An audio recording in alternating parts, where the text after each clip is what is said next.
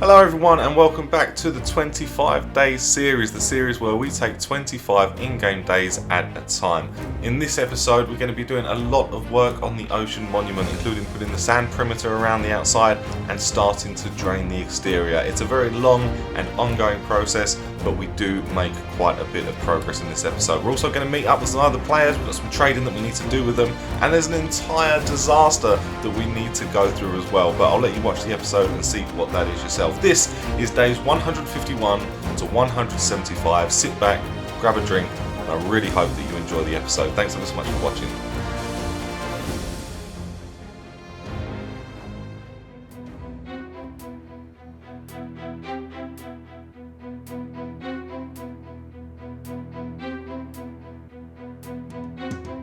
We start the episode over at the Ocean Monument on day 151, where I spend some time trying to figure out the most efficient way to place sand, and I can promise you this is not it. I did this for a while, I was here for a full day before I realised that there was a better way. It just took forever placing it and waiting for gravity to drop, and sometimes the blocks came back up as sprites, and that obviously wasn't good. Very, very inefficient. So I figured out a better way of doing it. This was slightly better, 1, 2, 1, 2, 1, 2, but it wasn't great. And then as Goldbug slept and took us into day 152, I decided to try something else, and that was to place them from the bottom up. But there were two problems with this. The first was I kept getting attacked by drowned, which I can't really do anything about, and the second is that I kept running out of air and drowning. I didn't actually die, I made it up to the surface every single time, but it was very, very disruptive having to keep going all the way back up to the surface and then come back down to place the sand, only to battle with some drowns, some of them with tridents, which I did collect a few tridents, which is good news, but it was still interrupting my flow. So I decided something needed to change, because drowning like this wasn't something that I could sustain. On day 153 I decided to invest the time into making this process more efficient, and I did have a treasure map, so I thought I'd go and grab myself a heart of the sea and use that to make a conduit so I could at least breathe underwater. So I jumped in my boat and went sailing across the ocean, and as I approached land, as I came closer to the red X where the treasure was going to be buried, I could see that fortunately no one had gotten here before me.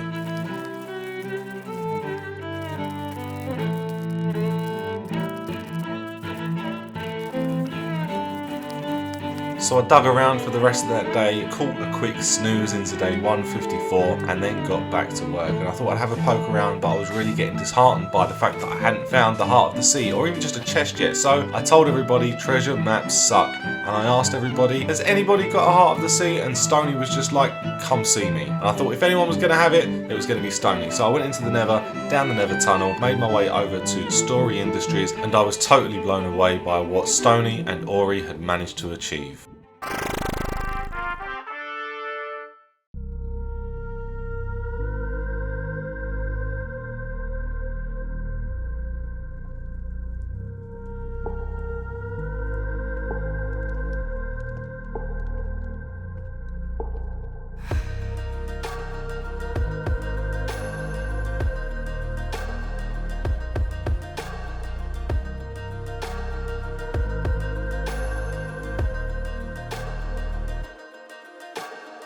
Stony gave me the heart of the sea, and I repaid him with a diamond block just to say thank you, though he did say that I could have it for free. And one thing that I did notice while I was in their base was that my frame rate took a massive hit. It was crying, begging me for more power because there was just so much going on in their industrial area.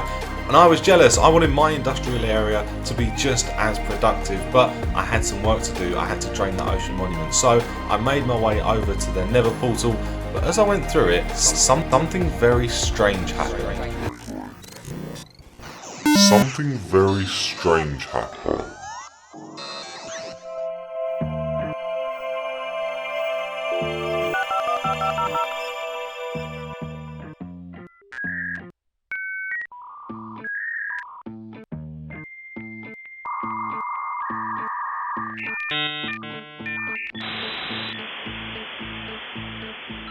portal glitch had occurred and I'd actually been transported to the coordinates of the nether portal in the nether, but in the overworld. It's a little bit complicated. I didn't know this at the time and I thought that I'd lost all of my stuff. On day 155, I made my way back to where I needed to be and I came across Ori, who already knew about this particular issue and had gone and collected all of my stuff from the coordinates in the overworld. I was so grateful. I jumped up and down for joy. What an amazing player Ori is. Undeterred by what was now a minor setback, I went and bought myself a god rod and used this to try and fish myself up some Nautilus shells because I only had 6 and I needed 8 in order to make the Heart of the Sea. So I spent some time fishing, but it wasn't overly productive. I didn't actually end up getting any Nautilus shell and I decided it was time for a change of tactics. But first I went and helped Abby out. She wanted some sugarcane, and then Roy came by and he gave me a ton of sand and I was very grateful for that because I needed to source it wherever I could. I thought I'd give fishing one more go, but then Kazza was like, I'm in your tunnel, and she had something for me as well. She had a ton of sand, and again I was very grateful because I needed to get my hands on it any way that I could. I needed a lot of sand.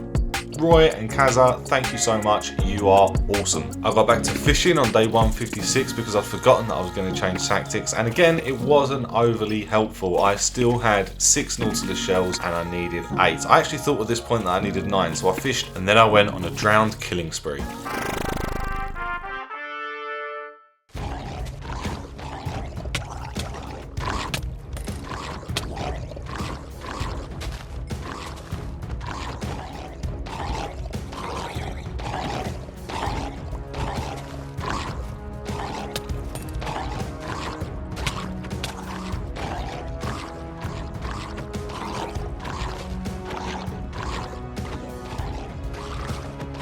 Finally, I had the 8 Nautilus shells that I needed plus 1 more because I'm stupid. I had a load of tridents and I was able to make my first ever conduit. I put it down, removed the block underneath it, and it sprung to life with such beauty. I was overjoyed. Look at it. Bing! There you go. And I'm going to whiz past days 159 to 161 because it was all this. Just placing sand, building up these pillars of sand to section off the inside of the ocean monument, and it just took a very long time of just repeatedly placing blocks over and over again. So here it is, condensed down into one very short clip. By the way, if you're enjoying this episode so far, why not leave a little like for me, and if you're really loving it, go ahead and subscribe. I was very nearly done with the perimeter. I only had a few more rows of sand to go and to put into place. So I completed that off, and then I went ahead and started marking out where the walls, the section walls, were going to go. And I did these one every 5 blocks and just placed a little bit of sand there so that I knew where to build these lines across. And then naturally it was time to fill them in. So I got underwater, making the most of my conduit, and I started placing in rows and rows and rows of sand, blocking off individual sections ready for me to come along later and use my sponges to empty out all of the water inside. Again, I'm going to make the effort to condense this down into one very quick montage of me clearing away some of this ocean monument. So here is days 162 to 165.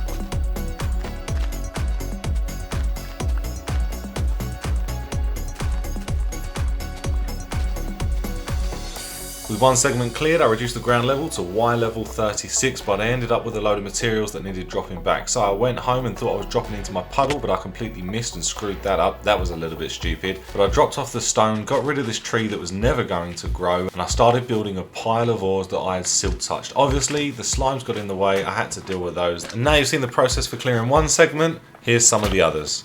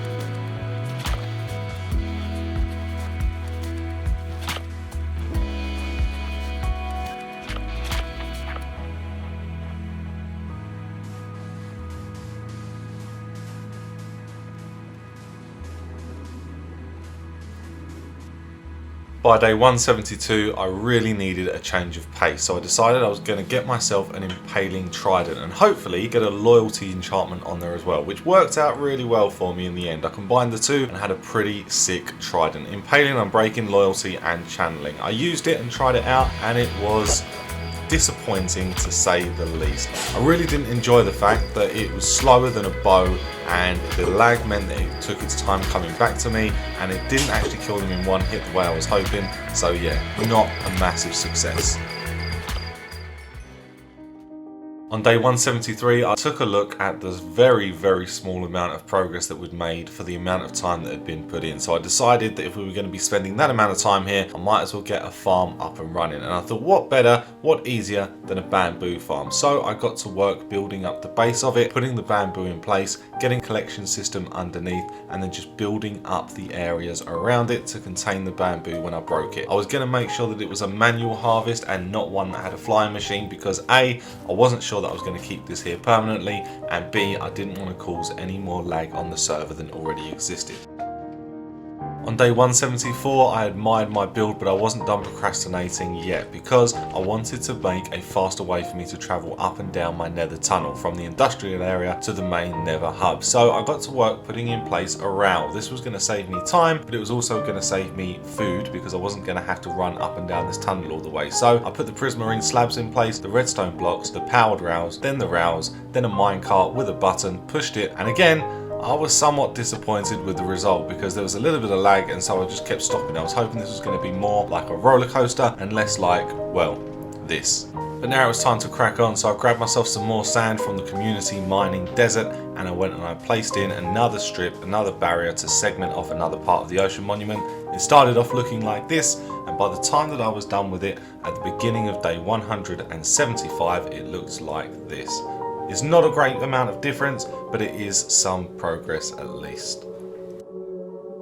I hope you've enjoyed this episode. It's been particularly difficult to edit it in a way that is a little bit more interesting considering we're doing a very repetitive task again. And in the next episode we're going to carry on working on the ocean monument, but I'll try and include some extra fun stuff in there as well. I've also decided that I need a bit of help with the base because building is not my strongest suit. I want to learn, I want to get better, but I need somebody who's going to be able to come in and just basically finish off the bits that I don't quite finish off. I leave a lot of stuff unfinished. So I will be bringing in help, more on that in future episodes. Thank you ever so much for watching, really appreciate you being here. Leave a like if you enjoyed it, and that's it from me for now. I'll catch you in the next one. See ya.